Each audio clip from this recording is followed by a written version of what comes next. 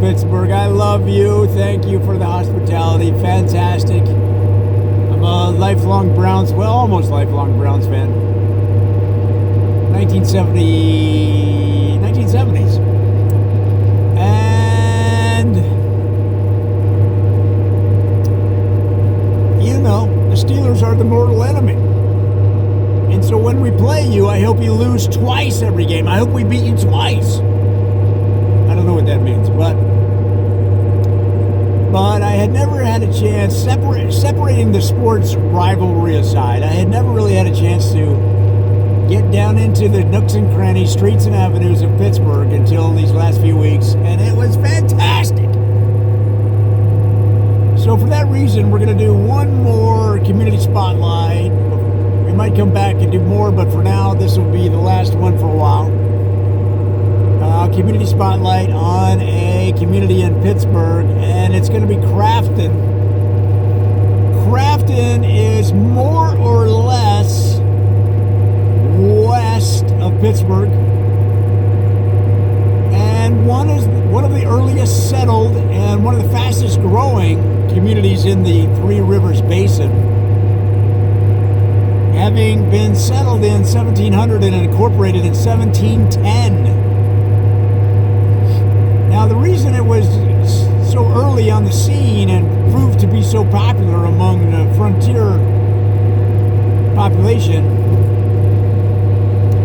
was that Crafton was the center of crafting and crafts in frontier Pennsylvania.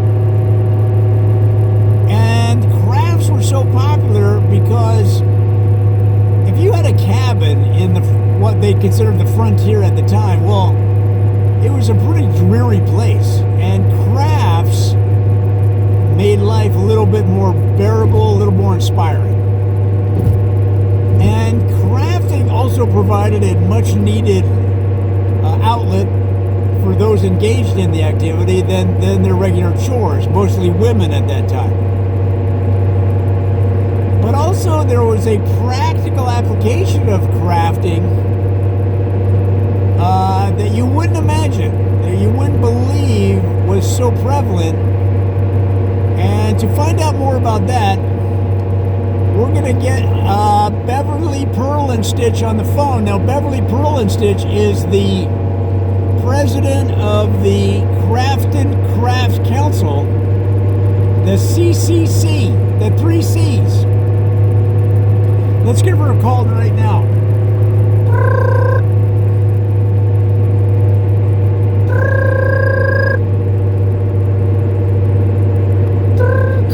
Hello? Beverly, it's Joe Ditzel again. How are you? Oh, hi, Joe. Beverly, we're on the air. We're doing a video for my audience. Everybody wants to know about Crafton and crafts in the frontier days. And we thought you could help enlighten us. Why were crafts so popular, and how fast did Crafton grow? Well, thank you, Joe. Thank you. Well, Crafton was so popular in those days, Joe, because crafts were very, very important in frontier life. I mean, you had the crafts that created an art effect, right? Decorative arts. For example, Joe, let's say you had a cabin. Let's say you had a cabin and you had a potted plant that you wanted to hang in the kitchen. And it's probably a one-room cabin, but anyway, in the kitchen area, you might knit a crochet potted plant hanger. And this would add so much life and fun that it made your frontier life better. Do you understand? Oh, I can see it. I understand. Well, what about practical applications? Can you give us this as an example? Can you give us an example, Beverly? Well, sure, Joe. Sure. I mean, one of the more popular items, crafting items that are requested by the artisans of the day they make. Well, here's a good one. Gunslingers would request a crocheted pistol cover for their gun. Wait a minute. You're saying gunslingers would request that you make, if you were a craftsperson, a crocheted pistol handle cover. Exactly, Joe. I mean, why is that so hard to believe? Well, it's not exactly what I picture as a gunslinger. Well, Joe, you didn't hear the whole story. I mean, a little patience, please. All right. Well, the story is that, let's say you were a gunslinger and you got into a duel, and you and the other fella are facing each other, and you say, okay, I'm gonna say draw, and then we both pull our guns, and then I say, but first I have to unwrap this crochet pistol handle covered on my gun. And so I'd say, draw. Oh, wait a minute. I got to unwrap my pistol handle cover. And I would proceed to unravel the yarn, and it would take hours, Joe. And by that time, the other fella fell asleep. Now, it's proven that most duels take place because the participants were drunk when they decided to duel. Well, this gives them a chance to sleep it off, Joe. And that saves lives. So, crafting in early Pittsburgh saved lives. Wow. Are you serious? What do you mean am I serious? What do you mean am I serious, Joe? Of course I'm serious. You just don't believe it. Well, I believe it. I just... Well, can you think of another example? That's amazing. Joe, one of the other applications of crafting in the frontier of Pennsylvania, Pittsburgh, Three Rivers area, was a crochet sword scabbard. A what? Joe, listen, a crocheted sword scabbard. Wait a minute. You mean where a soldier puts his sword into the... Yes, Joe, a scabbard made of crochet. all right, well, this I gotta hear. Try to explain it to me. I was gonna explain it, but you keep interrupting. Now, in those days, a sword was almost important as your gun, but it was highly possible it could get stolen. So they used to wear the sword to bed. The soldiers and the frontiersmen would wear their sword to bed because then it'd be harder to steal. Okay, but what happened was, you got to picture Pittsburgh in the middle of January. You go to bed, the fire is dying down, and the cabin gets cold, and you roll over on the cold steel of your sword, Joe. Woo-hoo-hoo! Oh, that's cold. Oh, that's cold. And they'd wake up, Joe.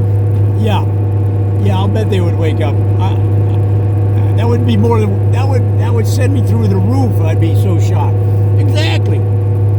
So somebody had the idea, well, let's just make a scabbard out of crochet, out of yarn. It'll be nice and warm against your skin, and you won't feel that cold steel in the middle of the night.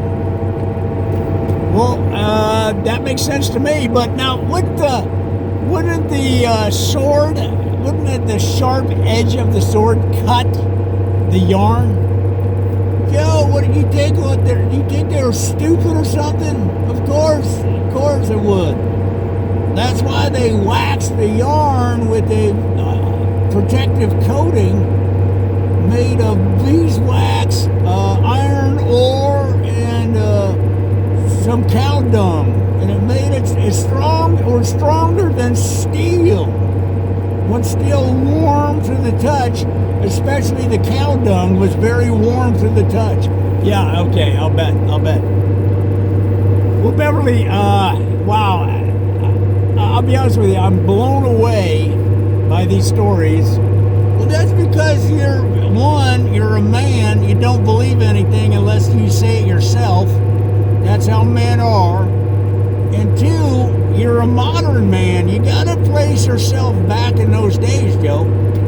You're probably right. Well, listen, thanks for getting on the phone. I know my audience is gonna love these stories. Guys, there she goes. That's Beverly Perlinstich of the Crafton Craft Council outside of Pittsburgh. And it just tells you why crafts were so popular in those days, and subsequently why Crafton grew so fast. In fact, at one time, they considered making Crafton the